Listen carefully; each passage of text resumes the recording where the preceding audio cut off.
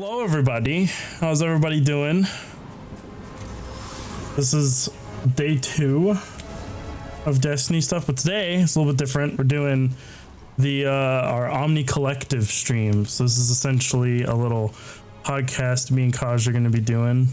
We just kind of talk about Destiny lore, do Destiny lore things. And today we're going to kind of start off with a topic that kind of helps people kind of ease into a lot of stuff that is talked about in Beyond Light that is kind of hard to find. It's not like outright spoken to you in game that easily.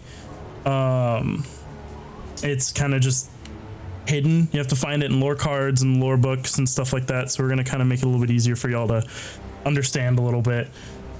I haven't let you talk, Kaj. Hi, Kaj. How you doing today, man? Yesterday was...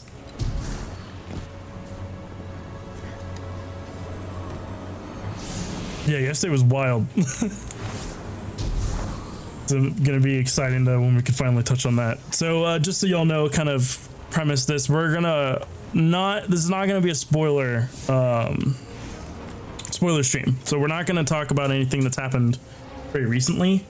A lot of stuff we're going to be talking about is going to be old stuff. So stuff that's been out since like Destiny 1 or like early Destiny 2 or I think we're going to give about a 2-week buffer period for spoilers so we don't ruin it for y'all.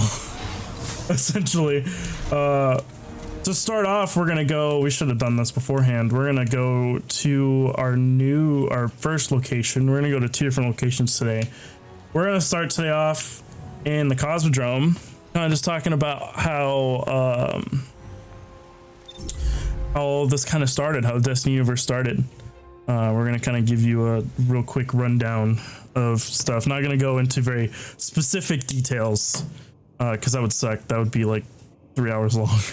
For those of y'all who know Bife, the Bife videos get longer and longer every year.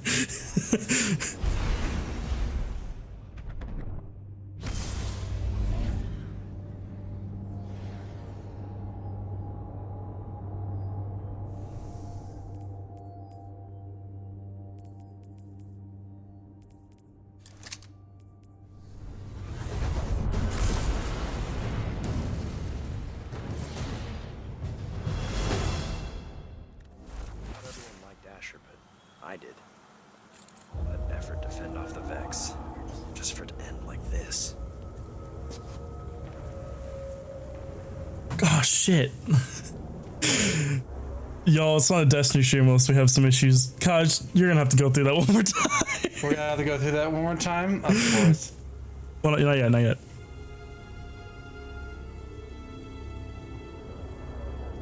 Oh, still muted here? No, I was booting into the game. Sorry, y'all. When I alt tab out, my game freaks out. So if it lags, the lags. That's why. Hey, go ahead, Coach. Say what you were saying. Everyone can hear me, yeah? Everyone should be able to hear you now. Perfect. All right. We'll go back and start with what we were originally talking about a minute ago. We're going to be going through most of, at least in this part, it's going to be a lot of stuff from D1. So it's going to help those out who are still struggling to get into just that D1 lore that you either just didn't really pay too much mind to. Because if I remember correctly, a lot of the lore was just Grimoire cards that was on the website. Am I correct with that? Yeah. So how Destiny 1 worked was, we're lucky in Destiny 2 of almost all of our lore is either in game in these lore tabs, in the triumphs, or they are in lore cards for weapons or armor pieces. Mm-hmm. In Destiny 1, all of that stuff was earned in game via using guns, using armor, going to places, killing bosses, killing enough enemies over time, that kind of stuff. Kind of like how triumphs work now. And then you basically took those and then went on to Bungie.net and looked at the lore that way. So it was a weird, convoluted way of actually finding the lore. So you kind of had to either, use Bife or like a YouTuber or like Reddit, or go to like or go to the website yourself, which most, hardcore players could do that. Not all of them did, but the casual players had no clue what, Thorn was or Last Word was. They were like, cool gun, go boom. And, they kind of just went with that. So we're going to kind of cover kind of the premise of what the Cosmodrome is, since it's new. Y'all on Europa right now? No, we're not. We're on the Cosmodrome on Earth. Yes, Buck, thank you for the gifted sub to Karate Froggy. Really do appreciate it. We're gonna try and not cover a whole lot of those kind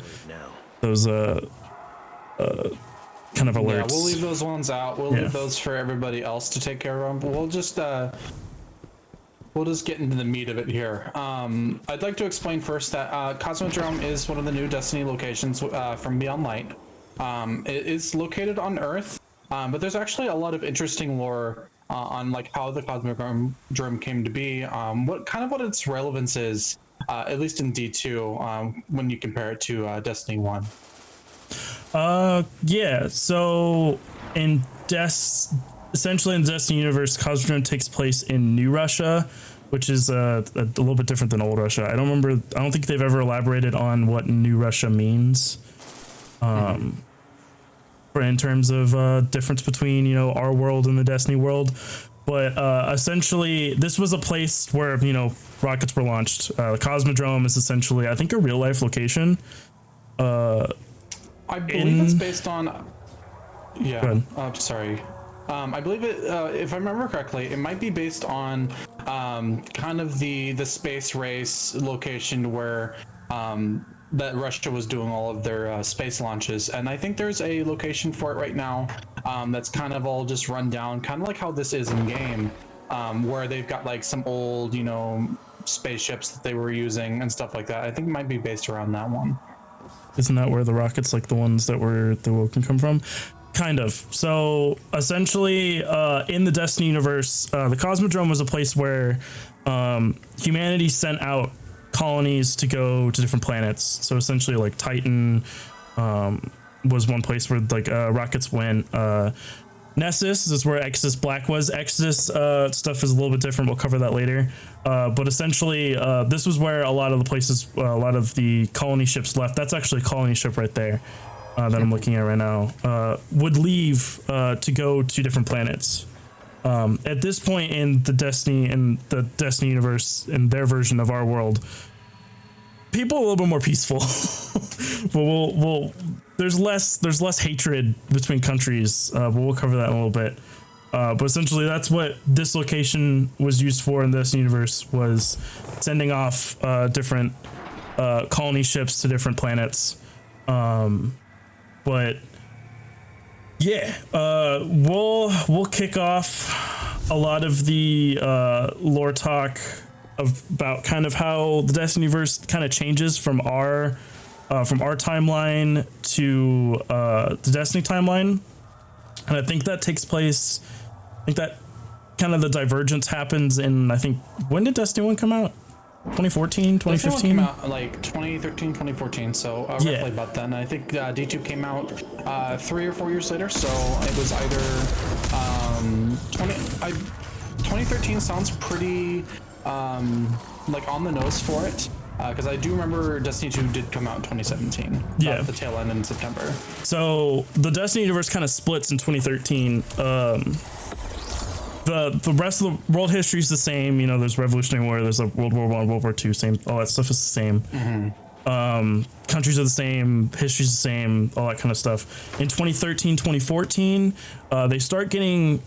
Sorry, it's actually before then. It's a couple years before then. They start getting like radio signals, and just astronomers and all that kind of find a thing out in the world, in space, that they can't explain, and it's starting to go to planets and system, like moons and stuff, and terraforming them. So they're like, what the fuck, this is a little weird. Then I think in 2013, 2014, this mysterious entity in the universe, in the solar system, heads to Mars.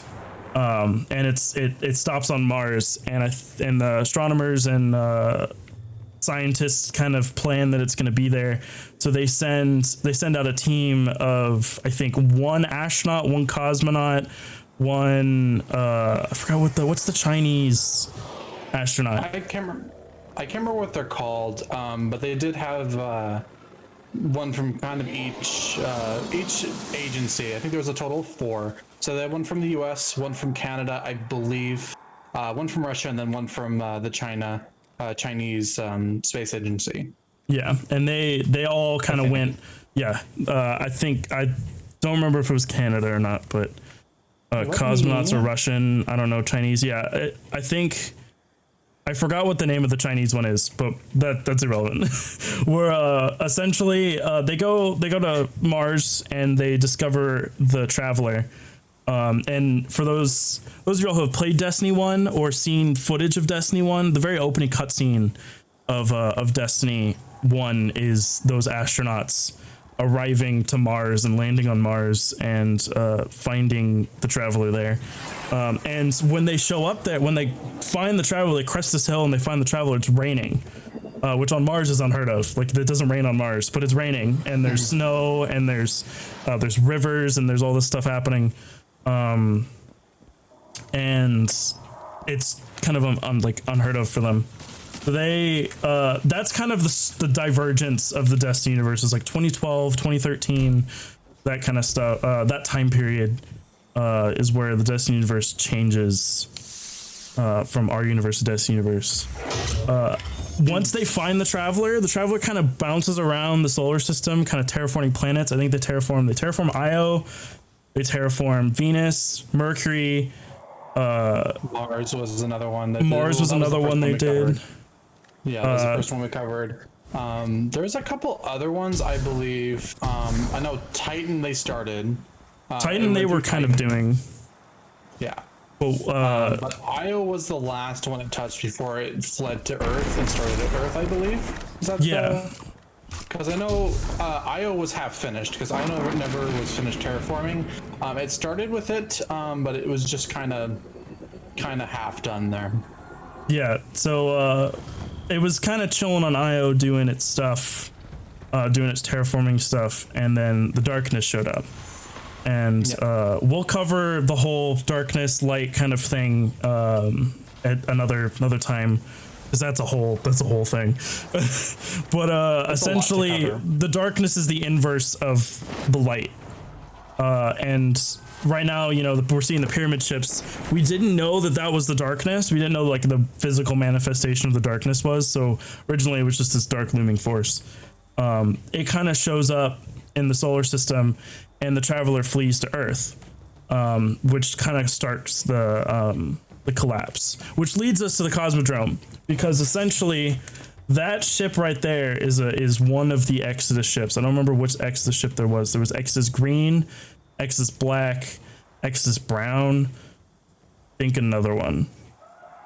Big Ball Daddy. I think there's a total of, I know 2 of them were sent out past the kind of the outskirts of the solar system, and that's kind of what makes up most of the reef now. Is just kind of the remnants of those ships. And then we have Exodus Black, which is the one on Nessus, and then there was one other one which I can't remember off the top of my head right now. Yeah, the other one I can't remember either. I don't think they've really touched on that one. But I know I think this one might be it. I don't remember which one this one is, but this is one of the Exodus ships. Essentially, they hodgepodge the ship together to leave the solar system when the darkness showed up. But this ship never got to it in time. I think there's a few other ones out there. If you look like far out, there's a couple other ones that are in the distance. A total of 3 unfinished ones, I believe. At least in the original Destiny location, I believe there was it was 2 or 3. There was not quite there yet. They didn't quite get finished in time when the darkness showed up. Yeah. So essentially, what the ship is it's a grave. It's a tomb, because there's millions of people in there that never made it out. We can kind of show a little bit of that if we head. If we want to head down to the divide in that area, I think we can head down to like the starting area. That, by the steps, yeah. Yeah, that's gonna be back by what's his face? This guy where we spawned. I'm gonna kind of show you guys where. Oh, that cat meow. Yeah. It's back this way. We're gonna kind of show you guys the area that they you kind of started in Destiny. It kind of gives you a perspective of how many people were trying to leave when all of this kind of started. But the collapse, there's not much known about what actually happens during the collapse. But essentially what we know is that the darkness showed up and a lot of people die. Like a lot of people die. I think majority of humanity dies during the collapse. A lot of our characters that we really we like and that we a lot of Destiny's most well-known characters died during the collapse. And it caused a lot of destruction, especially like, you know, these places right here were like dilapidated bridges and collapsed buildings. You know, a lot of that happened during time, but most of it also happened during the collapse. I know that these tanks that are over here, there's tanks kind of chilling right here, were actually made to defend the wall here, so people didn't come in just so they could leave Earth. Just so they could leave the system and stuff. And I know that I think from what I don't know if it's the actual fact or not, but I think Eris's original like character, like her human form, was in the reef, so she experienced the collapse, but that's a weird story. I don't know if that's legit or not. Learning so much about before because I didn't really keep up with lore then. Yeah, there's quite a bit in terms of that area. Yeah, Destiny lore was hard to find back then. It was hard to figure out what was what. We also didn't know a whole lot. We still don't know a whole lot. But yeah, a lot of the collapse went pretty much undocumented, and with the whole rise of the old Guardians, in D1, you kind of you wake up in a pretty much a highway, and it's just right before you get led into the Cosmodrome for the first time. And there still really isn't a whole lot. Like, we know what caused the collapse and kind of the events leading afterwards, but like anything like during was pretty much undocumented. So it's still a pretty gray area in terms of how that went. Like for D1, I just played the game, didn't really pay attention to lore. It was all about WoW back then. WoW. Yeah. There is a single account of the darkness kind of and like the collapse. And once I get to where I'm gonna kill this guy following me real quick. Oh no, he's just gonna leave. Okay. I am gonna read parts of that lore book because it's actually one that you could find in game. That's pretty interesting, and it gives you a perspective of how actually like how screwed up the whole situation was, and like to us as just normal humans, this is like not in the Destiny universe, is pretty wild. But I bet for them it was kind of just like a normal Tuesday. I didn't play D1. All my knowledge predating D1, D2 comes from Bife. Yeah. So to give you guys a perspective, this is kind of where you start in D1. I'm gonna clear the area real quick so I don't get shot. This is kind of yeah. This is the starting area of D1. I think you start up here. Yeah, you start kind of towards the back. I believe they decided to leave it in there, just kind of as a like memento. Well, also new light players start up here. And new light. Yeah, I think that's a part of the new light quest, so that way people can kind of experience the original charm of D1, kind of in the new modern era. At least this modern era, anyway, since it's from quite a bit ago. So to give you all a perspective, this is like the area you start. So like you already see all of these. You have the meme opening with Peter Dinklage, pretty much. This is the kind of area where you start. So you see all these cars. This is backed up pretty far. Let me pull out a sniper real quick. See. This is like backed up. I'm your traffic report. This is backed up like really fucking far. So yeah, it's a ways. And you know, you could probably say there's like 2 or 3 people per car, at least. So that's a lot of cars. So people were panicking pretty much, and then over there you can see the other colony ships that were kind of lined up already. But yeah, this is one of the starting areas you start in. This is a lot of cars, a lot of people. They were all trying to get in here, all in that little opening right there. So it kind of reflects real life and how bad people can actually. How much I'd like to make panic. note that like during this whole collapse period, like Guardians weren't even a thing yet. Like the Traveler was still present and things are still going on. Like lifespans were tripled, I believe was like kind of that beginning. Like the beginning statement in D1 was that there's, you know, just quality of life just kept just getting better and better. But when the darkness showed up and the collapse happened, just right at the tail end, and we'll get into this a little bit later, but you know, as soon as the Traveler, you know, pushed the darkness back away, like ghosts weren't even a thing until just right after then, and then they started showing up. Yeah, they weren't sure how they were there. They were just there one of these days, and that's how this started to begin, and that's how the Guardians came to be. Yeah. So I'm gonna go ahead and read a little bit of this lore book. You can't get it anymore, sadly. So you can't, you know, come get this and actually read it. But it's essentially the last days on Kraken Mare is kind of a summary of what happens on Titan during the collapse. Because the collapse didn't just happen on Earth, it happened in the entire solar system. So everyone that was on a planet and even in space was getting screwed up by the darkness, essentially. I think the very beginning of this kind of just lays out, you know, stuff about Titan. Titan was used as a methane kind of research center. They researched a lot of stuff and about methane oceans and stuff like that. I think they also were a Clovis Spray facility, so they were practicing their own terraforming. I think was just turning barren places like these big domes into forests and stuff. I think maybe. Yeah, here we go. Here's where kind of part of it starts. The alert scrolls through Maya's mind in that hallucinatory screen space that matches but never impairs normal vision. Yeah, all of Souls. Like, Traveler departs Io, terraforming incomplete, accelerating toward Earth, behavior unprecedented.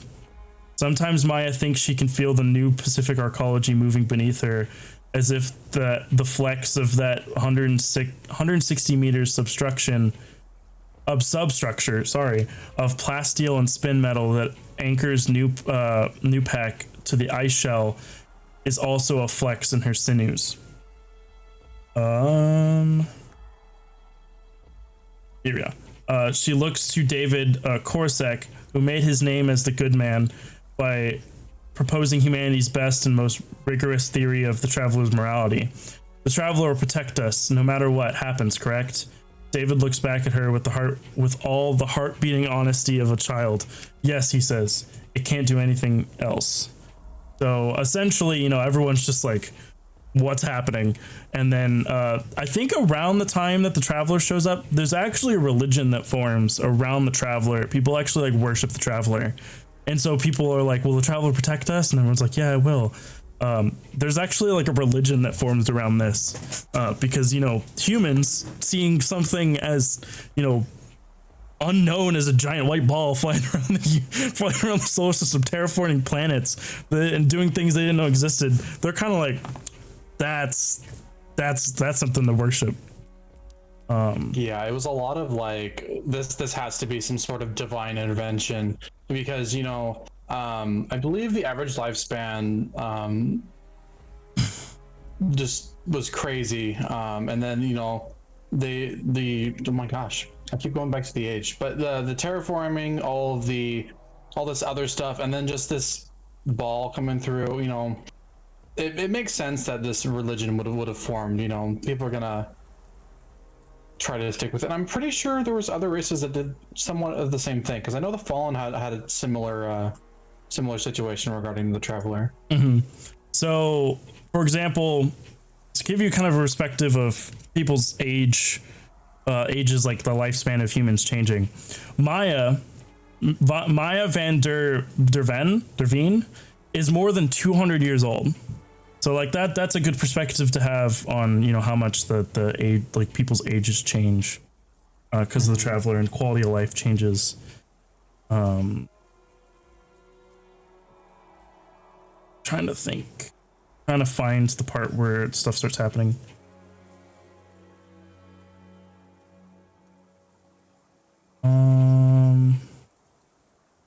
I think there's another storyline that's happening in this. Oh yeah, there's another storyline that's happening. We'll cover that in another point. But there's some stuff involving the Warmind there, because this came out during one of the Warmind seasons. Trying to find it. Forgot which book it was in. Should have done this beforehand. My bad. Now, while he's looking for that, I found it. Oh, never mind. He got it already. Perfect. I was gonna go into a different tangent that at least pertains to the start of that. Yeah. So here it says Maya does not get to hear the rest of this conversation because a message explodes into her sensorium, which with such demanding totality it numbs her fingers. Boss, is Ismail Barat shouts, "We're accelerating." What? Maya conjures up telemetry from Titan's satellite halo. What's accelerating? She calls for radar data, a map of Titan's surface, and then she sees it. Her moon is squashing. Titan is deforming from a spheroid into an egg. Something out there is pulling on Titan, a hand with a force greater than Saturn's entire mass. And the moon is answering the only way it can, by bulging outward, already 15 meters, still growing. The pull will cause strain, tremors, tides, and when that pull lets go, there will be a wave to make Sidra or Thasra, wow, Artrasis and Noah and Manu and whatever that name is, cower in fear. Why are they throwing me such hard names to say? Bergelamir might have navigated a deluge of blood and not even had to sail on liquid methane, nor reckon what the apocalyptic tidal forces of a second ocean 14 times as vast as the Earth oceans combined, buried 50 kilometers below the surface.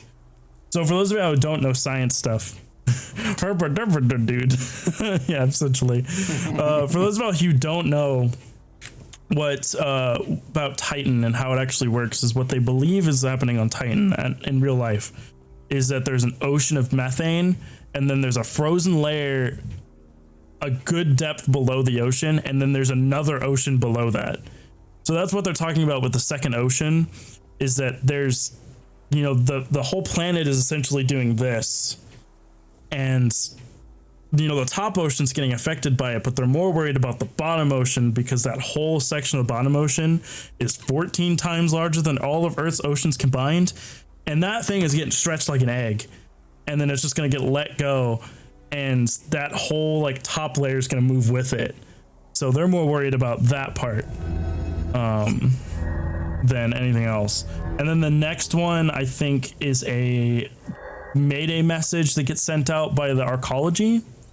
I believe so. Yeah, that was during the terraforming of. We're still talking about terraforming. Was it the no? This is actually collapse. Like this is the collapse happening. Perfect. So it says the distress signal says Mayday, Mayday, Mayday. All Saturn stations monitoring guard. This is new Pacific Arcology declaring a sundown loss of habitability event. We have 2.9 million souls aboard. We repeat, Titan is no longer safe for human life. We are experiencing massive tidal forces of unknown origin. Our physics cluster detects mass growl, phaeton strikes, and sterile neutrino scattering. Possible origin include a compact dark matter object, a lambda field influence, or a polarized gravity device. Satellite LiDAR confirms a tidal bulge of 40 meters, 400% of ordinary tidal deformation and growing. We anticipate massive cryosystemic activity as the tidal effect recedes. Total crustal, that's the weirdest word ever. Total crustal reflex will trigger a multiple hypocenter icequake swarm. Surface effects catastrophic. We're attempting to decouple tidal anchors and loosen the arcology substructure. Blue water vessels are now transporting frozen citizens to lifters.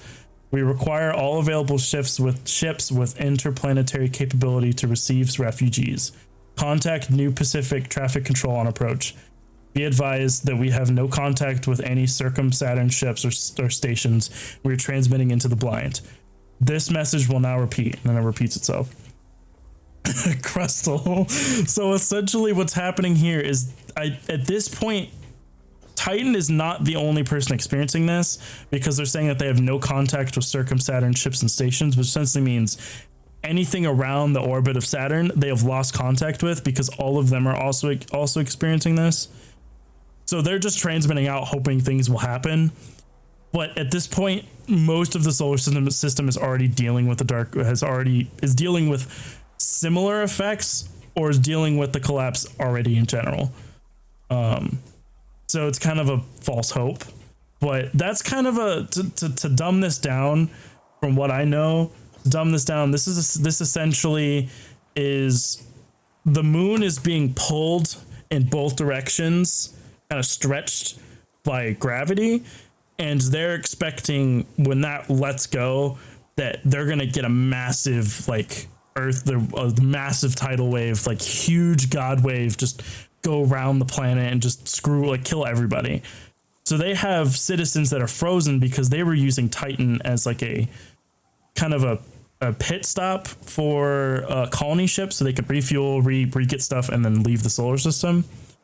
They had 2.9 million souls aboard, which essentially means that they have 2.9 million people frozen, a lot like unfrozen, workers, that kind of stuff on there. And they're trying to get all of the frozen citizens to ships so they can get out. But, as we know, that didn't actually happen. Go ahead. You're good. Oh, I thought you were going to say something earlier. Oh, no, you're good. You kind of covered it already. Okay. I think the last part in this book, the surface, I think at one point they say the surface wave is 50 meters and growing, which is wild. Is wild. 50 meters is huge. Yeah, so essentially everyone dies in Titan. It's the rest of this book. Everyone just dies. But that's kind of giving you a perspective of, the darkness didn't come around to play. They were coming around to screw stuff up and kill a ton of people. But yeah, that's that book. That gives you perspective of the darkness. I think there's another one that I could pull. Maybe it's in the Awoken of the Reef, or it's the Maracena. We have the lore book. It's kind of a similar situation with how the darkness and light were kind of interplaying with each other, and kind of how the Awoken came to be. We can pull some lore from that book there. Kind of gives you an insight of some actual, colonists and their experiences during the collapse. I'm gonna find.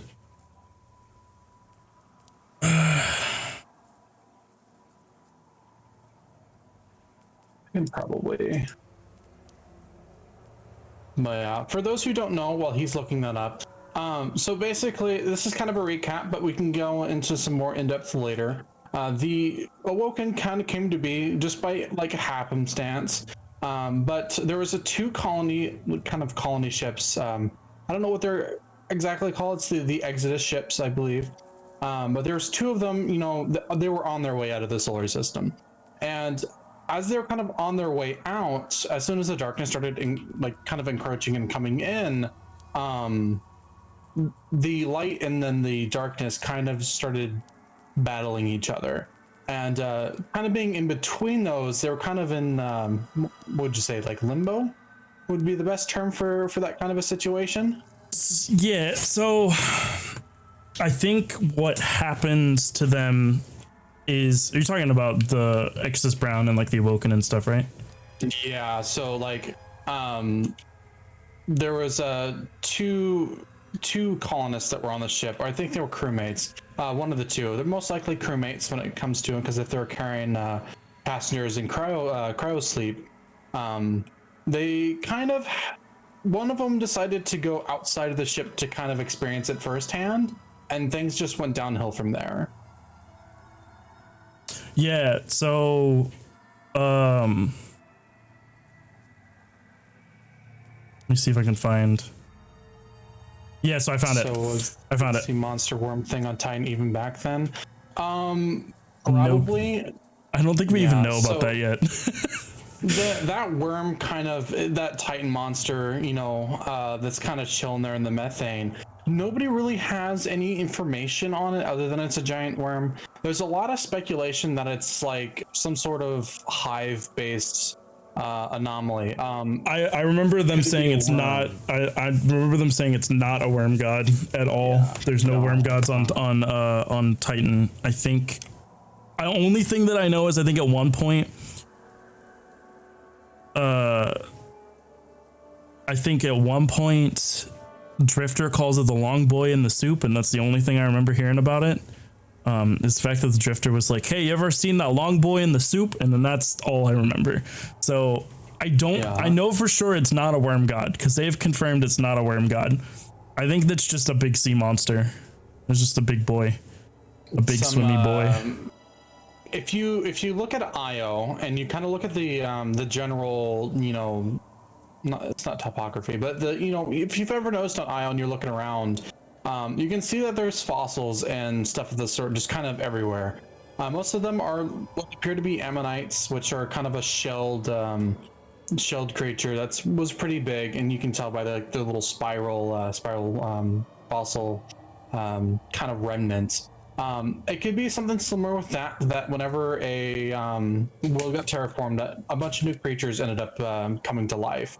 And this might take the explanation of like the Ahamkara and how they came into be kind of into light there, but we don't really know because it's not really covered, at least not yet anyway. So I found the book that talks about the Awoken. So this we'll probably go into detail about this later again, but this is kind of a good perspective of what these forces actually can do. Like these like paracausal forces of the light and the dark, what they can do. So essentially, like it says, she remembers everything about the moment she was born. This is a character that's not anybody we know in the story. It's kind of just an extra lore bit. This is the Exodus Brown. These are humans. They are outside of the solar system. They are out there, and they experience the darkness and the light colliding in one place, because when the darkness shows up, the traveler kind of shoots out a pulse and like sacrifices itself to stop the darkness. These people in the Exodus Brown meet, or like right in the middle of where the light and the dark clash for a second. So they experience a really interesting event. She's gone outside Yang Lue to die in starlight. She cannot bear to let anyone see her fear or awe at the scale of the destruction of her pity for the billions of souls dying in darkness back around Seoul. She cannot be among the other crew as they cling to each other and whisper reassurances. Not even with her mother, she cannot surrender her mystery. But she kicks off the hole on 50 kilometers of tether, but there's no starlight to die in. The darkness is absolute. Gravity waves tug on her line, pulling her back toward Yang and then hurling her away in time. In time, she feels another vibration in the line. Sister, the tether transmits. I'm going out to get you. Brother, she thinks, you'll lose yourself trying to follow me. Captain Lee's voice breaks through the static, drawn out to a mumble. and then compressed to a shriek. Spikes of hard radiation go through her words like bullets, splattering venomes? I don't know. Into eerie compression artifacts. This is the interstellar vessel Yang Lue to the entity interacting with us. We are not involved in your dispute with the powers around this star. We are on a mission to begin a new life elsewhere. Our purpose is orthogonal to yours. I think that just means it's not, not against yours. We request your indifference. Oh, sorry, it is Mara. It's Mara Sov, sorry. It's Mara before she was unawoken. Mara's tether trembles with Aldwin's, which is Aldrin, progress. She holds it in one hand and reaches out with the other, gripping the emptiness, feeling how the tides of broken space pull on her fingertips. She senses that the nothingness around her is not indifferent, that it is aware of all purposes, and that its own purpose encompasses them, and is infinitely hostile because it must be. Suddenly, as the void around her has just spontaneously big banged, she sees light. A point of pure white shines in the cosmic distance, not just visible luminance. Her suit decomposes to the spectrum, but light in the radio bands in microwave, keening ultraviolet, a spike of gamma, a total and all-embracing radiation. It sings, it chatters, it speaks in a voice older than suns. She feels that she could foyer the voice for a century and never decomposes it into parts. It is awesome and appalling and piercingly true. Mara understands how those who die in radiation accidents must feel.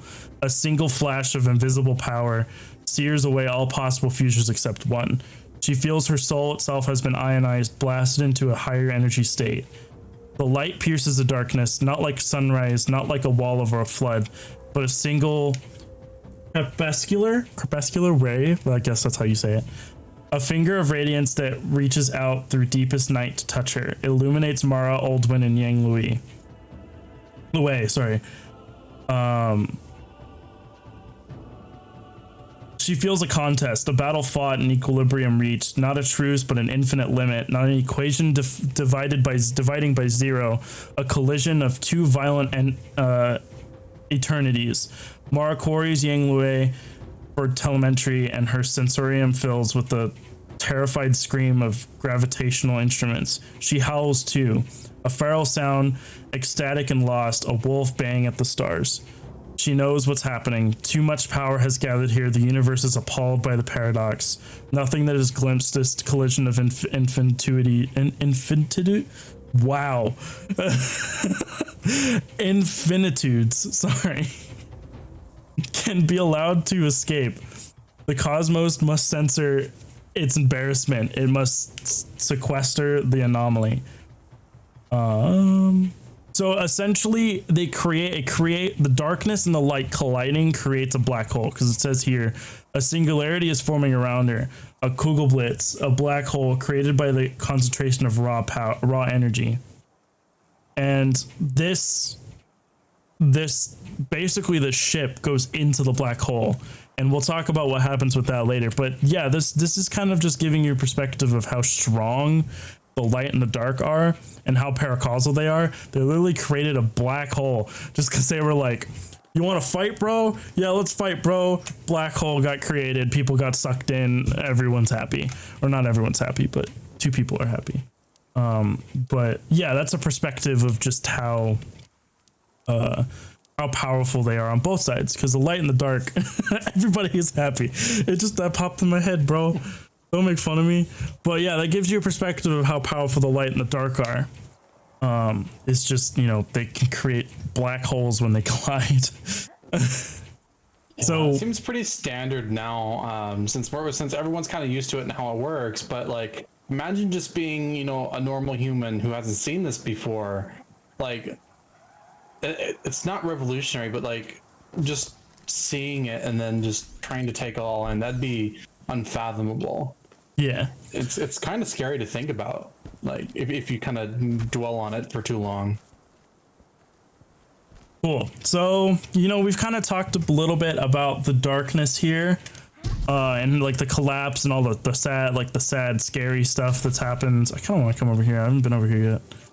Just kill me. Yeah, I will kill you. Oh no, but just pushes me back. A wall back there, yeah. But okay. So we've kind of talked about the scary collapse stuff. We haven't really talked about kind of the good stuff that came out of the collapse and the golden age that was kind of beforehand. So real quick, we're gonna go ahead to our second and last kind of area. Kind of just talk about the golden age and kind of something that's come out of the golden age. We're gonna head to the stuff that more recently came into light, or yeah, we're gonna talk about Clovis Bray. Okay. Normally, I would head to like Titan or Mars, but that stuff's gone. That stuff you would see. Yeah, I was gonna say, I'm like, wait, why don't we head there? And then it dawned on me, I'm like, oh yeah, that's right. Yeah, so we're gonna head to Europa real quick, and kind of just kind of walk around the Braytech areas, and we can kind of talk about the Braytech and the Bray company and stuff like that, because they're a big part that comes out of the golden age. So I'm gonna go ahead and switch scenes real quick, and we're gonna go do that. We're also probably gonna take maybe a 5 minute break, so me and Kosh can get water and like function for a little bit, because it's a lot of talking, and y'all can also have a brain break. So we'll be right back. We'll give your voice a break too, and then I'll take over for a little bit for this one. So that way you can rest that voice of yours and work on those words. Cool. Yeah, work on the words I can't say. Hello, everybody. Kind of before we start, because I did an oopsie. Just so y'all know, since y'all said y'all like the music, this is what I'm listening to right now. It's like a radio for the relaxing, really good music from Destiny 1. But if you really want to check it out, go look up, I think either on, you can find it on YouTube, but you might be able to find it on Spotify. It's called Music of the Spheres. It was written by, I forgot his name. Let's Google this real quick. It was written by... If you might have to specify Destiny, because it's there's also a couple other things that are called Music of the Spheres, but it's written by Martin O'Donnell, who wrote Halo music. So that's why it's so like choiry and atmospheric and really good, is because Martin O'Donnell wrote it. Now the Destiny music, it's written by Michael Salvatore, who also does a really good job. But yeah, they're both really, really good, and then each of them are really nice, kind of appreciated by themselves, outside of Destiny. They're really beautiful pieces of music, and I'd recommend listening to them any day, really. Yeah. All right, we're gonna lag for a second. I gotta get back in.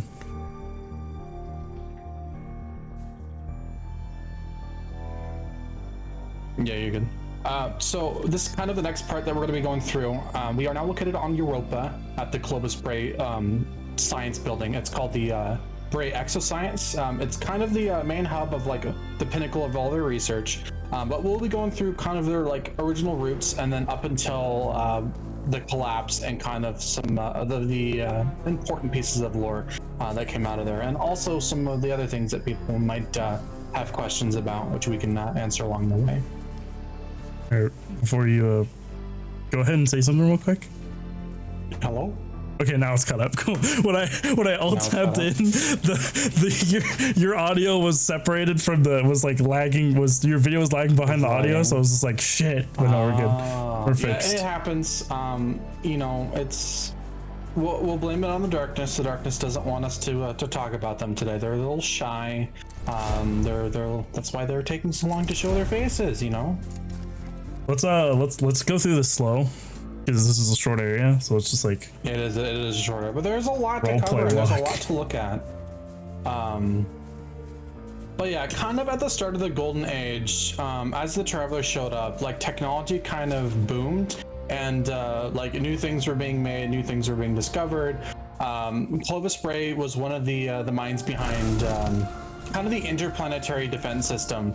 Which was the war mines. There's several different war mines, most notably being Rasputin, which is one of the currently known active war mines that's currently around right now. I believe he's still active from the end of the 3rd season of last expansion. Was it the 3rd season? It was the one before Season of Arrivals. I know that.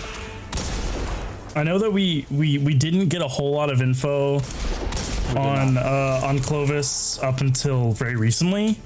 We kind of knew that he ran a science company, he's essentially like Tony Stark or Tony Stark of Elon Musk, or like those kind of people that are businessmen but also scientists. The same kind of concept. Good. Sorry. Yeah, they were in it for also like the advancement of humanity, but also with any business, there's going to be that kind of shady section where it's like, hey, we can profit off this, or we can this will be good for me in some cases. And then I'm sure you've noticed a few things kind of as we walk around. But the minds behind some of the exos that you can play as and that are kind of roaming around the Destiny world, their origin is due to Clovis Bray. They decided to kind of create them as a way of preserving life, from taking it from a physical body and then putting them into something more permanent, which would be a robot body. There's a lot of lore behind it, which we'll be getting into here shortly. We won't be going too in depth, as some of it is a little spoilery. So if you don't want to spoil some of that goodness there, we for sure we'll try to get to kind of the early details before all this new stuff that's coming up, because we want to kind of try to keep that from being shed too early due to the new raid coming out next week. Oh, so big brand asshole? Yes. Yeah. Very much so. You hit that on the head, because he's definitely an asshole. I'm gonna kind of walk around here. So what were kind of some of the other things that Clovis Bray did other than like exos? Because he did a lot of exo stuff, but what was also some of the other Clovis Bray stuff that he did? Because I know that he's the Clovis Bray company did a lot of work on, was basically like the main reason why we have like Rasputin and the war mines and stuff like that. Mm-hmm. I think they also did a lot of weapon stuff that, like, for those of y'all who played OG Destiny 1, Destiny 2, you might recognize these weapons. This was Clovis Bray. He's the reason why these exist. Hold on. Yeah, he was also a part of for those that played D1, the Ishtar Collective, I believe, was also another one of his facilities that he had constructed or was a part of over in Venus. And there's a lot of research going on with the Vex, and then that's in those buildings in that program. Well, sorry, no, the Ishtar Collective. Yeah, no, they were, but no, they were technically part of the. I think they were associated with the Bray Tech. They were associated, but they were a different. Okay. But I think Clovis Bray himself didn't really like. No, I read that wrong. My apologies, everybody. He didn't really like the Ishtar Collective. He thought they were too obsessed with the Vex. And then over time he was realized why they were. But yeah, I remember specifically telling people not that I was gonna be streaming for 2 hours, and they still didn't care. That's fun. But anyway,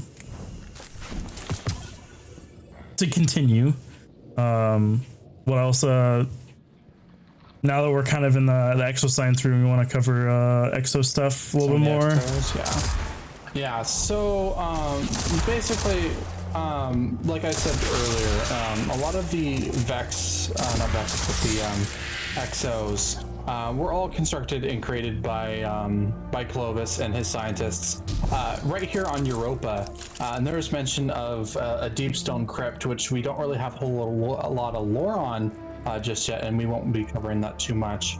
But he constructed and began building the exos here, and we'll be getting some snippets from that right now.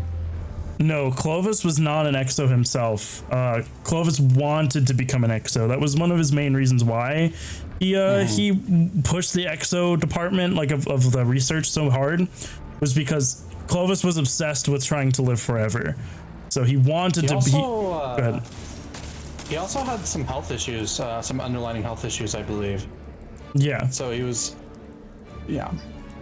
He was constantly having to replace his own organs and stuff with pig organs, because they were the ones that would graft the best to humans. Were pig organs and stuff. So he was having to replace and interchange his organs out all the time, which is actually in a journal. So that lore bit comes from a journal that came out with the Beyond Light expansion. That was it was like an actual physical journal that you got when you got the collector's edition, and you could, while reading through it, at the very bottom of each like excerpt, there's usually a health update, and he was always having to replace parts because, you know, his like pancreas would go or his kidney would go, and he would have to have some kind of surgery that would interchange those body parts with pig parts. So this man was basically a pig.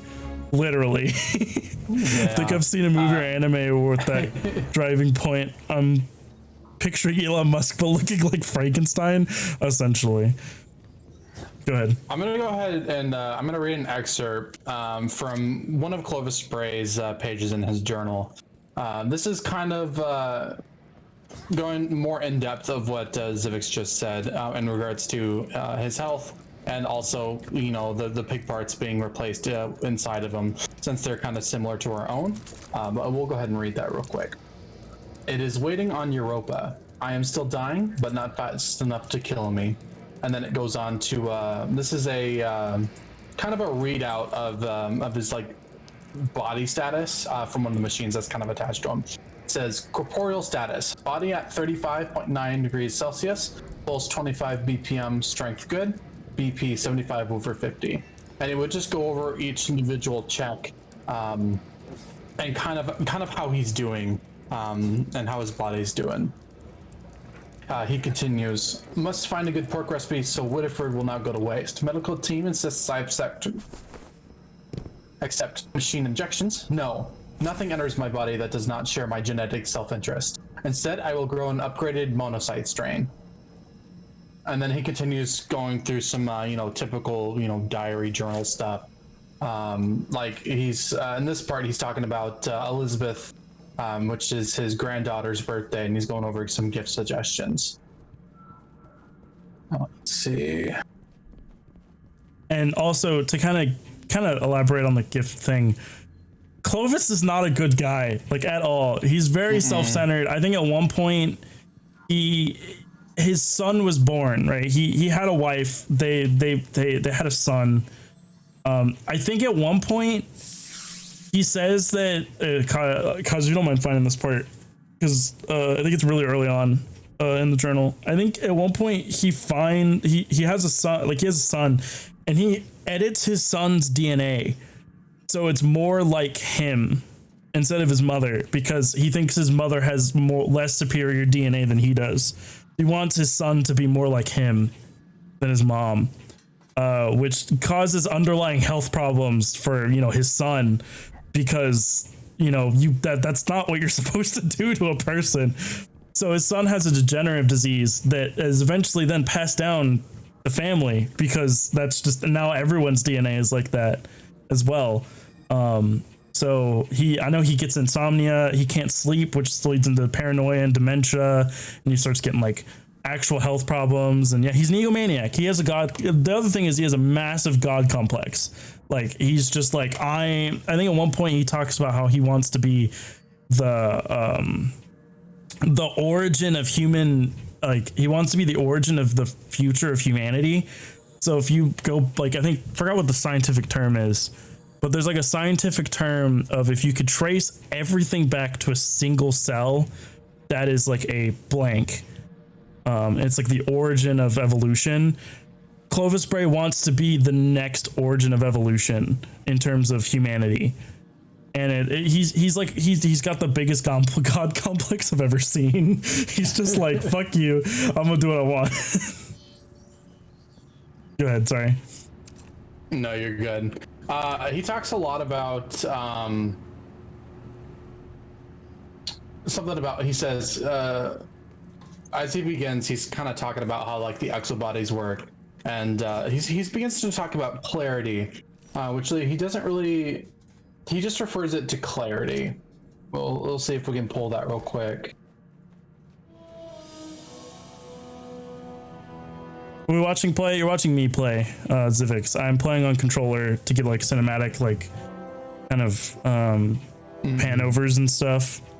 So it looks nice. Normally I'd be playing like this, but I don't think you'll want to watch me do that. So I'm doing little kind of pans like this to make it more aesthetic. No, but back to that mention of clarity. So whenever he talks about clarity, he's not referencing like a state of mind. He's referencing an object which was found kind of during the Golden Age. And we'll go through that real quick. We'll give you a little excerpt. This is from the Discovery lore book, which was found in Shadowkeep on the Moon, and we'll read the excerpt from it now. It starts, Commander, we found it. Where? Nearly 1,200 meters deep in Site 3. The readings were all over the charts like the other dig sites, but the borer broke into a tunnel and, well, we almost hit it with the borer. The machine chewed through a pillar, something that held it up, and it. So what is it? What does it look like? Show me the feed, the diagnostics, everything. I don't have any of that. What? That's why I'm here. Instruments failed the moment we broke through, the borer too. Some sort of EMP, but your suits work just fine. We checked and rechecked everything. So what is this thing? Nothing like what I expected. You have to see for yourself. Think I do. I'll help you get your suit on. So, this object, which they were looking at on the moon, they were, doing the normal thing, kind of digging through. And at this point, if I remember correctly, the hive hadn't infested the moon yet, or was it infested at the time? No, so the hive infested after the collapse. So when Guardians were still a thing, they infested. So this was still when like the moon was a colony. So they were just digging, doing research on the moon, and then they find this artifact just kind of hidden in a chamber, and Clovis nicknames it Clarity. And from there, he kind of makes a note on this object. Study of the lunar artifact retrieved from the K1 mission provides insight into the effect I have termed Clarity. Clarity violates established symmetrices and conservation laws, and doing so it defied Noether's theorem, the most fundamental and beautiful cornerstone of physics. Symmetry and conversation are two sides of the same coin. All things are transformations of one thing without gain or loss, as my childhood tutor put it. If A can become B, then B can become A. We say that state B, say a mixed drink, comes after state A, say sugar and water, only because there are more probable pathways from A to B. Wait long enough, longer than the universe, and your drink really can return to state A, spontaneously unmixing itself. But clarity is not always symmetrical. For example, it violates time reversibility, considering the simple equation clarity to B, clarity A to B. This is the application of clarity to state A to produce a lower entropy state B. This is just a lot of just big wrinkle, math, science stuff. Big wrinkle brain stuff. Big wrinkle brain, just crazy physics stuff. But he kind of goes through some equations of how it's reacting and what it does. Instead of it, making sense, like clarity, goes to B, and then reverse clarity of B, which then goes back to A. Instead, when you reverse clarity B, it goes to C, where C is the same as in clarity B to C. So it's not doing the things it's expected to do. Clarity's effects cannot be used to return a transformed state to its original state. Instead, we obtain a second transformed state, further yet from the original configuration. And that's some crazy stuff. It's a lot to grasp all at once, but we'll say that this artifact isn't of man-made origin. It is in fact of something higher. Do you have anything else you want to elaborate on there, Zyvx? To kind of push my point of that Clovis Bray is actually insane even further, that team that originally finds the artifact, before they actually like confiscate it and really like start like quarantining it and hiding it, he tests that team that finds it. He essentially has them work around it to kind of just be there in the same vicinity as it, and they all go insane. They all start hearing voices, and they all start getting very hyper aggressive, and I think at one point one of them gets murdered. And I think the one that gets murdered, I forgot that whole section of the story, but I know that all of them went insane and were again very hyper aggressive. We're hearing voices in their head, telling them to do things, that kind of stuff. And that whole thing is known as the K1 artifact and the K1 team. And there's actually a map in Destiny where you fight around that thing, and for PvP, which is really funny. It's called the Anomaly. It's this big giant black cube essentially, and in that cube is the artifact, and they put the cube around there so it doesn't make people go crazy. But Clovis Bray like intentionally was like, y'all hang around this thing for a little bit, I'll be right back, and then didn't come back for a while. It really isn't a party unless someone goes nuts, pretty much. But yeah, no, Clovis had very little disregard for human life just for the sake of science.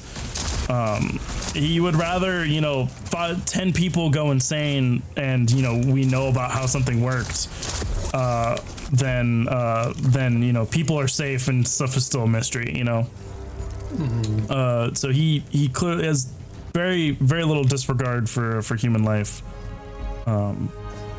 Since we're getting a little bit deep into the kind of the Brave facility here, we're about to get to Eternity. Kaj, do we want to talk a little bit about the exos and how they work, different than people and humans? Well, not they're people, but like humans and stuff. How different they are. So the purpose of the exos was to create an immortal body and create a body and then have an immortal consciousness.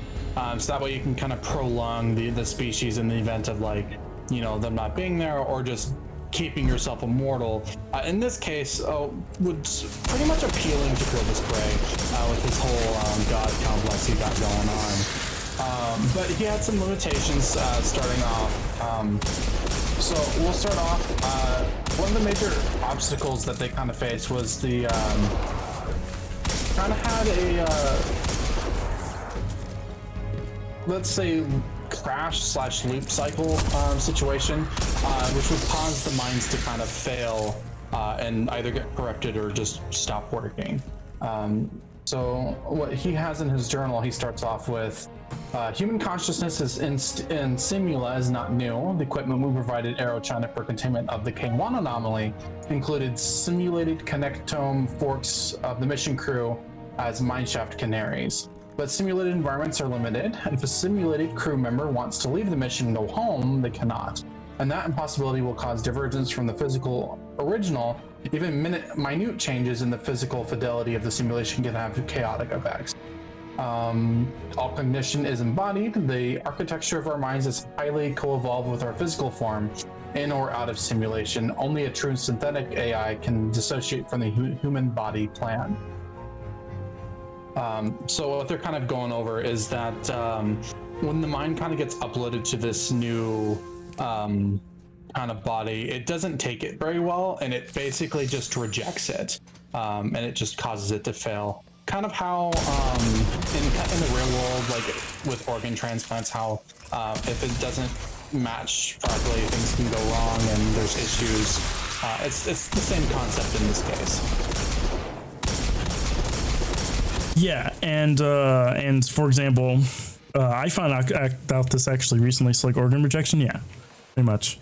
I found this out actually very recently. I'm bumping up my light level so I don't get wrecked by these guys while we're trying to talk.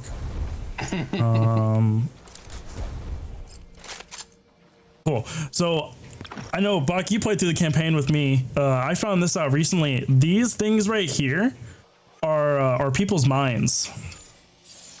They're like, that's what a lot of people think they are. These little hard drives, they kind of hold people's minds, uploaded consciousnesses in them and stuff. But it's a little bit different than what a lot of video games and a lot of movies kind of talk about, of where you can upload your consciousness to a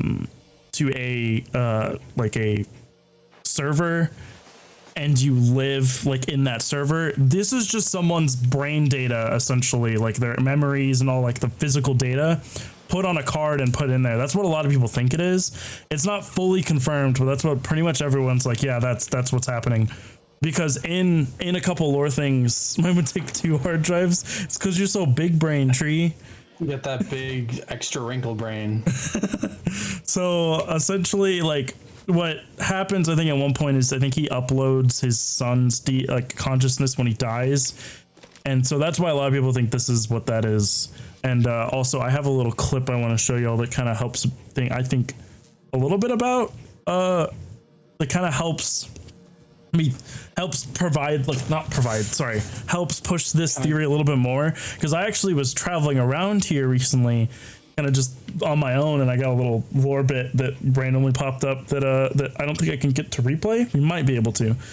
We might get a replay. Maybe it's on a count per basis. I haven't seen it yet, so hopefully, if Destiny wants to be nice, we will get it to play again. Is your guy an XO?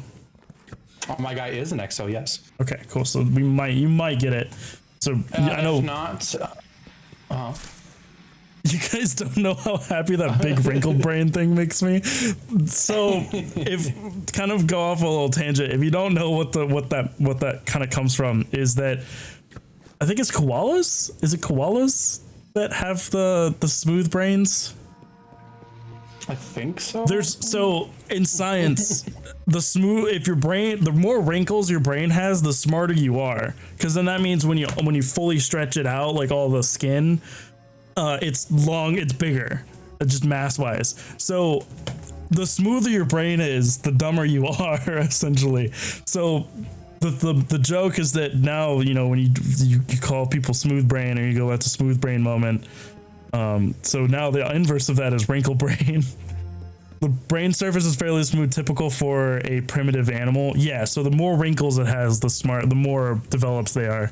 Most likely has something to do with like the neural pathways for like how cognitive thought goes through. It's just basic brain science. But okay, back to this. Essentially, yeah, this is what a lot of the community thinks is people's consciousness is. He has a lot of this shit just chilling in here. He has a lot of people's going through, a lot of people's brains in here. But okay, keep going, Coach. Sorry, I keep interrupting. No, you're good.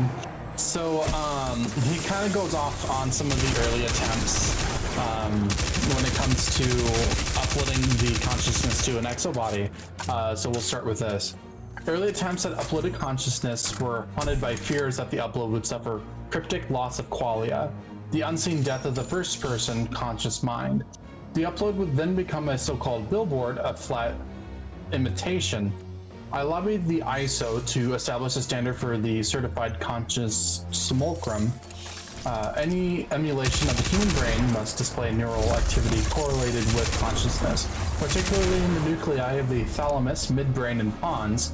And then it has quotes around it, kind of just some more explanation on those things there. And then he references that many researchers refer to this criterion as the zombie detector. The problem with exominds is that they quickly stop passing the zombie test. The first stage of the breakdown is looping, the same repetitive stereotype behavior once observed in zoo animals. Prototype exominds begin to repeat similar conversations and action schemes. This stereotype descends from high-level social behaviors through cognitive programs like memory recall and task selection, into basic motor functions. The mid-stage symptoms are pacing, chewing, rocking, grunting, striking limbs against walls or furniture, and facial tics. This is a result of depressed activity in the higher brain. Without input from the prefrontal cortex, the basal ganglia stops selecting new motor programs. I'm getting more wrinkles as we go on. The funny thing is that's like legit science too. That's legit science. Yeah. It's a lot of stuff. I'm gonna stop reading from that one specifically because he just kind of goes off of it.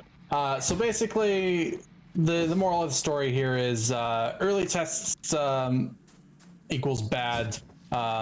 More testing needed, and we go from there. Yeah, give me uno momento. I'm gonna change screens real quick just so y'all don't see my desktop. Oh, you're good, man.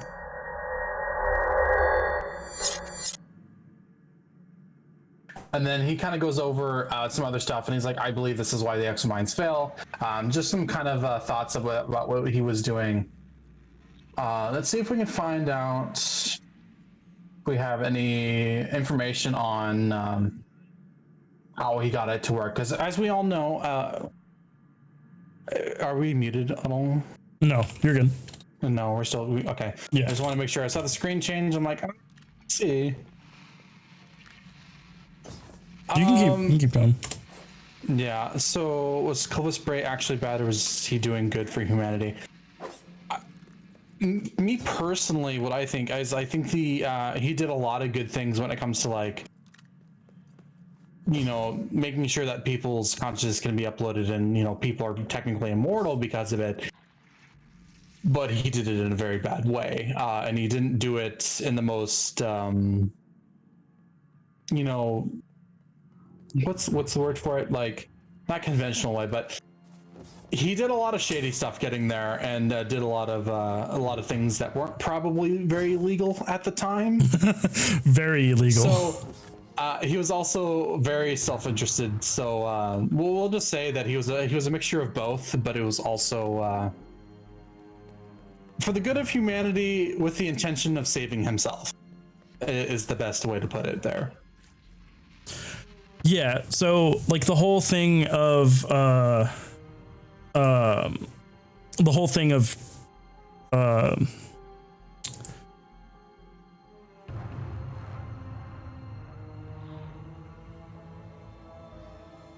sorry, it was all tapping back in the game. The whole thing of him trying to make it so humanity lives a little bit longer was more of a selfish goal, because he didn't want to die, because he didn't want his knowledge to be gone. So it wasn't a whole, I want a better humanity, I want us to live forever. He was like, I don't want my brain to go away, so I want to continue being smart and don't want to die. Was essentially his whole thing. Buck, I'm gonna test it. Kaj, can you just say like a sentence? Yeah, go for it. What I'll do is I'll just read an excerpt from this from my favorite little tidbit here. Cool. That's better. The game sounds were a little loud, so since we were having to fight people, every time we'd fight, you would just go quiet. Oh, get quiet. That's fair. Thanks for getting that tested out and fixed for me. But yeah, from back to Clovis here. He basically just very, very selfish dude, and you know, there's bits of exo lore with them being plagued with nightmares, and it's kind of a win-lose situation, because you know, yes, they're technically immortal, and you know, their mind lives on. The wipe cycle of the minds, like for those that don't know, exos have to go under a mind wipe every once in a while if their consciousness begins to deteriorate, and kind of have to like have a clean slate, because they didn't quite get it perfect, is the best way I can put it.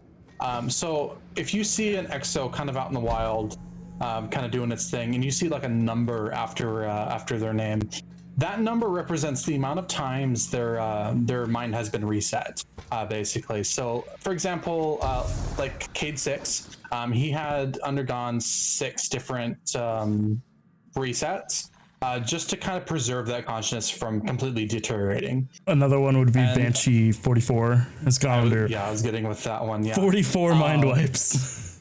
44. The unfortunate thing when it comes to the resets is that it's not a complete 100% reset. They lose a little bit of their of that data.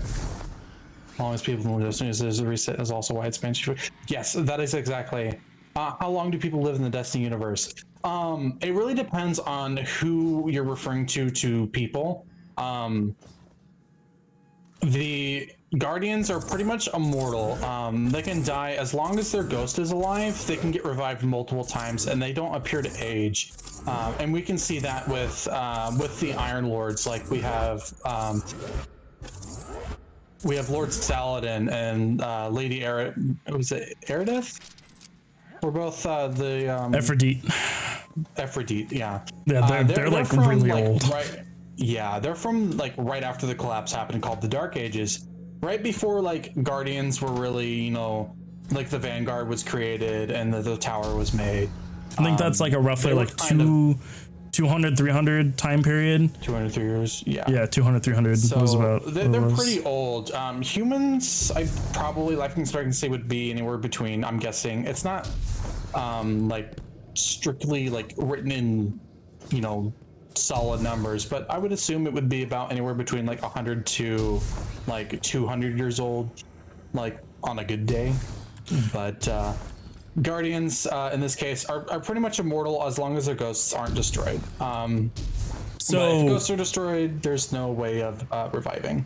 So there are non-humans. The race of people we're talking about, called the Exos, they're technically sentient robots. If you want to get down to the to the nitty gritty, just the simplest terms, they're just sentient robots with human minds in them. So they're humans technically, but not really. In consciousness, they're human. In physical form, they're not. And then you have the Awoken, which are like a mutated human, essentially. Think of space Smurfs, but they're not small. They're human-sized, and they look like people, but they're blue and they glow and they're spacey. Yeah, they're technically an ascended human, because a few of them have shown powers outside of just light. Because there are a few Petrosov, yeah, Petrosov. No, it's just Petrovenge. Petrovenge. I'm thinking Marasov and Petrovenge because they both have shown powers outside of being a Guardian. So Murphy, yeah.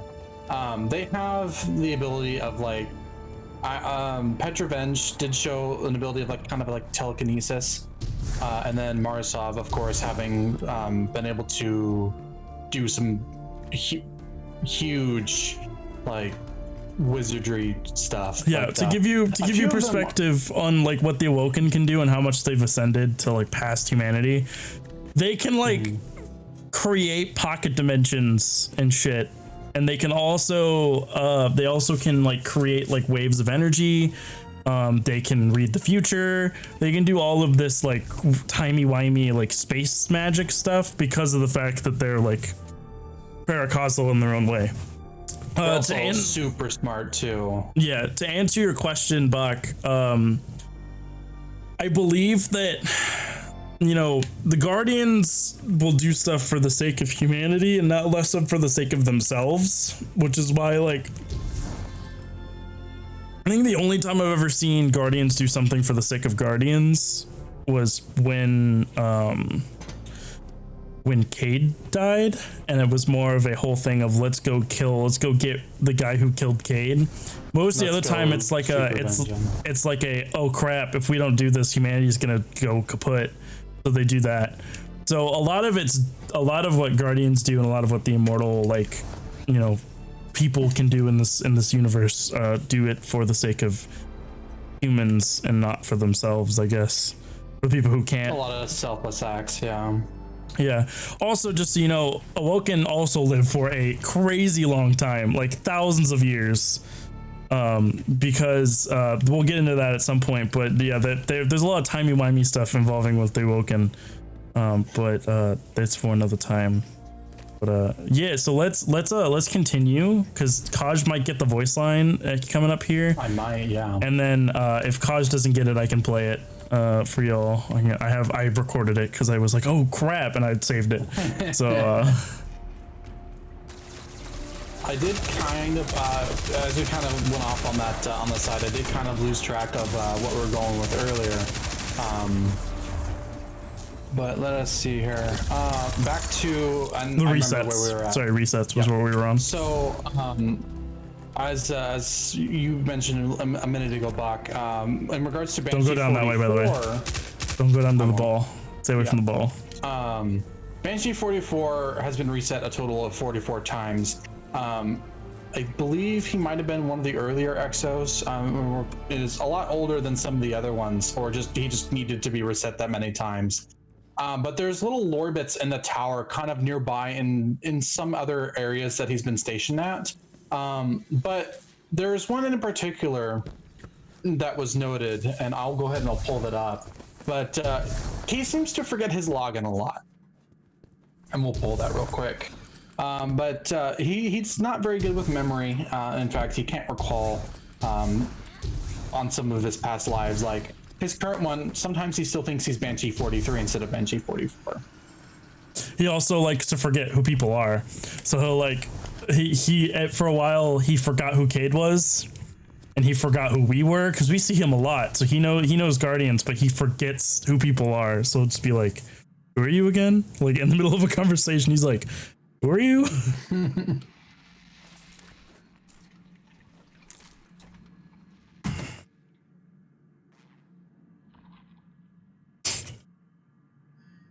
Anyway, the piece of lore in regards to Banshee being rebooted, it's just a voice line within Destiny. But Ghost basically mentions that the last login from this terminal, which he noted was Banshee's, was he was trying to log in as Banshee 43 and was being denied because that wasn't the login for him, because he wasn't using the right username. That kind of gives you a perspective of the kind of the degradation that the resets do to the Exos, and it's kind of a very dangerous kind of system thing that they have to go through, because you never really know what's going to go under. Like, you don't know how many resets you're going to have, or what you're going to forget after a reset has happened. I think another thing that came out of that journal was the fact that one of the other reasons why they reset is that they can manually reset themselves in case of a traumatic experience. And that's not so, you can forget it. It's Clovis, I think at one point talks about that he does that so they can be perfect soldiers. So they can, go into a battle, see very gruesome stuff, and then wipe their memory. And so they wipe selective parts of their memory, and he gives them access. He gives other people access to that as well, so they can be used as soldiers essentially. So that's another way of pushing the narrative of Clovis Bray is an asshole. Yeah, I mean, we can kind of contribute that little piece of lore from that book, because there's a lot of mentions in other lore books that some Exos dream of kind of walking up to a tower and they see like faces of people that they know and that they don't know that are dead, and it's just that this huge war. Yeah, they have to fight, and they have to kill all of the people that the faces, like the people that they know and people that they don't know, but as in heavily implied that they've known in their previous life, that kind of stuff. They have to kill them to get to this tower, but most of the time they don't make it. I think is one of the big things is they can never make it. Yeah, that could be what Zyvx was saying with them having to do a reset to get rid of the traumatic event, because that might be one of the reasons why a lot of them are having those nightmares. Do we want to go ahead and go forward and get this, see if this voice line goes through so we can get that little tidbit? Yeah, well, I probably won't come through with me because I've already experienced it, but I recorded it so I can show it stream. Problem with wiping memory is brain still experiences the chemical trauma using my big wrinkly brain. Yeah, I think the other thing is that, Exos technically don't have a physical brain. It's more of a upload. So I guess that, they could just wipe a memory and not have to deal with the physical trauma of that experience. but I know that, you know, they have to still do human functions. They still have to eat, they still have to drink, just so not because they have to, because of like, you know, physical needs, but just so their brain just doesn't go, hold up, time out, what's happening here? Like, I've been starving for 5 days and my body's not eating anything, but I'm fine. What's happening? And then it freaks out and then it dies. Yeah, it's to kind of simulate the whole, hey, I'm still in a human body kind of complex. Cool, another thing is that like, well, with what you were saying, Tree, it does have a similar situation. Instead of it like being chemical trauma, it's just data loss, which can be kind of the same thing. It's like if you bump your head too much and kind of black out, it's the same scenario there. Well, let's head over to the ball here and see if we get stuff. Hey, Puck fan, what's up? Haven't seen you in a while. How have you been? How have you been, man? We're kind of in the heart of this area here. You getting a voice line? Where would you step the last time you were here? I was like right here, and it did it. Here. I wonder if I already got it because I don't seem to have get it. Go ahead and we'll just go ahead and play that then, since it doesn't seem that I'm getting it. Yeah. Let me mute this real quick, chat, and then I gotta find this real quick for y'all. It was towards the end of that clip as well. So find. Yeah, and if I remember, this appears, we don't really know what this little sphere is. This is in kind of the new stuff for Beyond Light, just more information of the Clovis Bray facility. It looks to be either like a central mind or like kind of a power source. Other than that, we don't really have a whole lot of like lore to really kind of go off. There is a lot of data lines coming from it though. So we can kind of speculate that this is of some huge importance, or else we wouldn't have gotten that neat little voice line. Cool. So I now have that clip pulled up. So if Kaj, you want to pull it up too. This is Kaj's first time seeing this. I saw this like 3 or 4 hours ago. So this was what I was doing, and this kind of gives you all a perspective of why a lot of people think that all of these like hard drive spots were actually people's brains. So give me a minute. You ready, Kaj? I'm ready. Go ahead.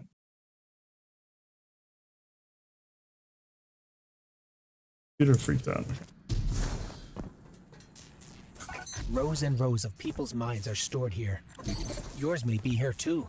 Maybe one day you'll be able to know why you became an exo in the first place. So that my character's an exo, so that's like a very specific exo line. So yeah, that's why a lot of people think that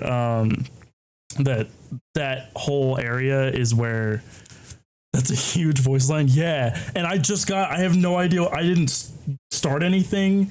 I just walked up and it was just like, hey, by the way, voice line. Rows and rows of people's minds are stored here. Yours may be here too. This kind of brings a lot of ideas into light, because even if these are people's minds, if that's what he was referring to, this has probably just data from every single exos in existence, even ones that have been destroyed or killed, including some of the ones most notable to us, and I think we all know who that one is. But it kind of gives you some thoughts into kind of what was going on, like right at the during the Golden Age, and then like also probably right up until the collapse happened. Yeah. Cool. So is there anything else you wanna point out at all, Kaj, like bring up before we kind of pass it on to the audience to see if they have a chat, if they have any questions and stuff? Or I think we've covered like a pretty good amount of just a lot of the relevant stuff, at least pertaining to Beyond Light. But yeah, I'd like to see if they have any other questions.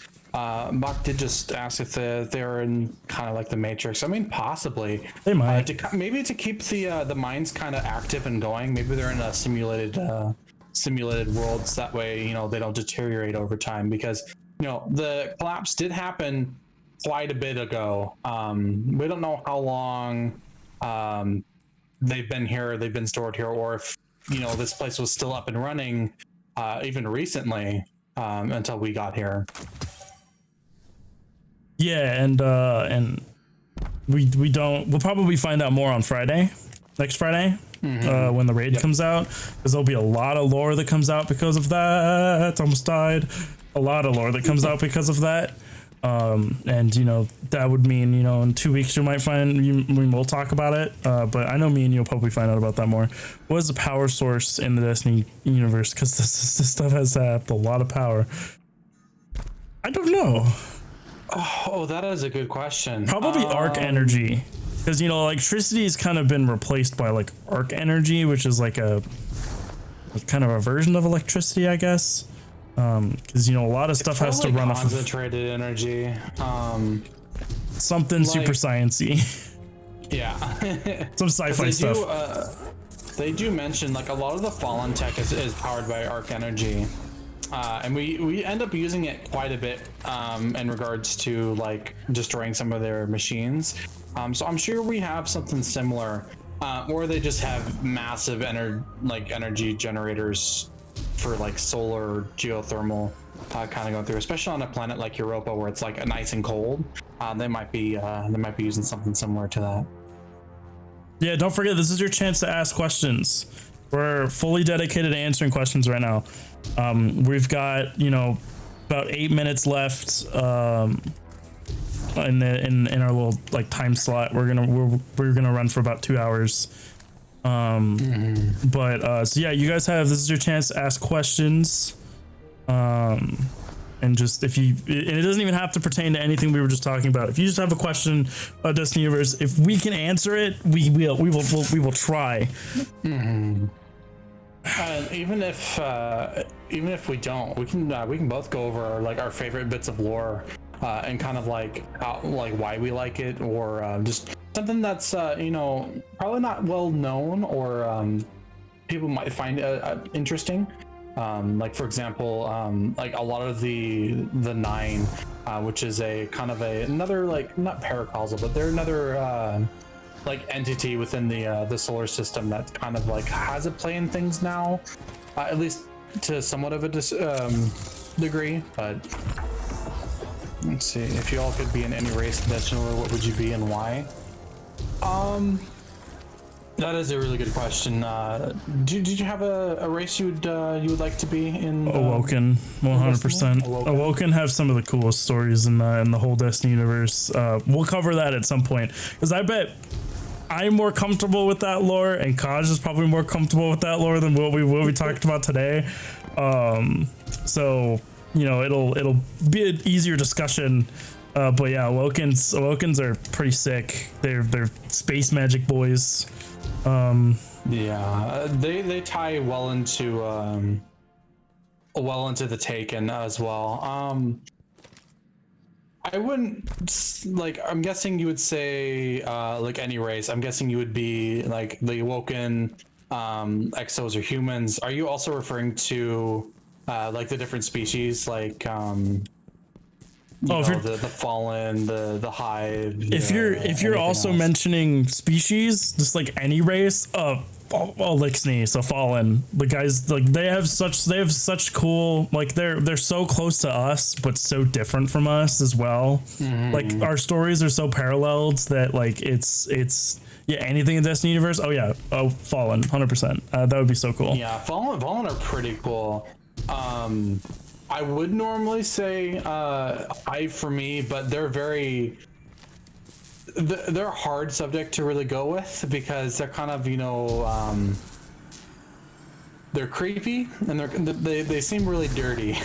So, seem like they smell really bad.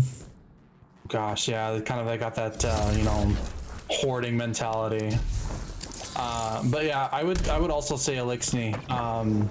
In fact, a little fun fact for you. I just learned that that's their name. Instead of it being Fallen, which we've all kind of gone with, but their actual name's race name's Elixni, which I think is pretty cool. Awoken Exo for you.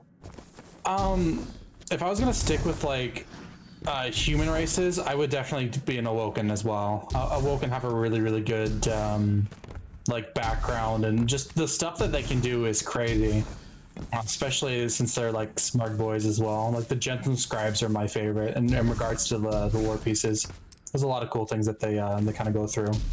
What's the scariest entities in the universe, in Destiny universe? Ooh, I answered that one right off the bat. Hive gods. Yeah, hive gods are. The worm gods are spooky. Not even. Sorry, no, just hive gods in general. Because you have the worm gods, which are like just spooky space worms. There's space spooky worms, space snakes. Yeah.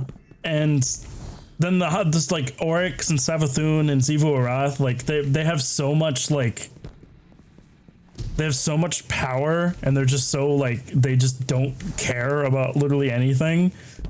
And the fact that we'll talk about this at some point, but Savathun, which is one of the hive gods, gets more powerful every time she tricks you.